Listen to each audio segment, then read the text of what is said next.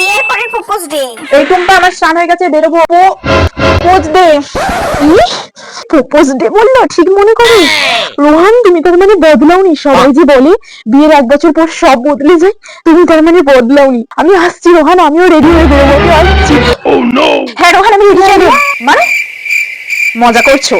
দেখি, তোকে তো আমি স্নান করে বেরিয়েই বললাম। আরে তুমি তো বললে প্রপোজ ডে বেরোবে। আমি কখন? Propose day?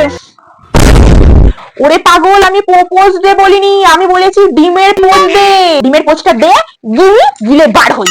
শালার জাত কোথাকারের, আমি বললাম পোচ দে, ও কোথায় প্রপোজ ডেতে চলে যাচ্ছে। মানে ডিমের পোচের কথা বললে? এইসব চলবে না। 1 বছর আগে তো রাত 12টার সময় তুমি আমাকে প্রপোজ করতে, আমি ঘুমাতে চাইতাম। তোমার বিয়ে হয়ে গেছে, তুমি খুব অশান্তি করে আমাকে জ্বালিয়ে রাখতে। বিয়ে হয়ে গেছে, ঘর বাড়ি সংসার সামলাও। আমার মায়ের সাথে ঝগড়া করিয়ে ঘুরতে নিয়ে যেতে, আর এখন এসব প্রপোজ ডে রোজ ডে এইসব পালন করলে তোমার চলবে না, বুঝেছো? তাড়াতাড়ি ডিমের পোচটা করে আনো, আমি ঝপ করে রেডি হয়নি। আর মানে সবাই ঠিকই বলতো, বিয়ের আগে একরকম আর বিয়ের পর একরকম হয় ছেলেরা, ভালো লাগে না। আমি কালকেই কি বলতে যাবো?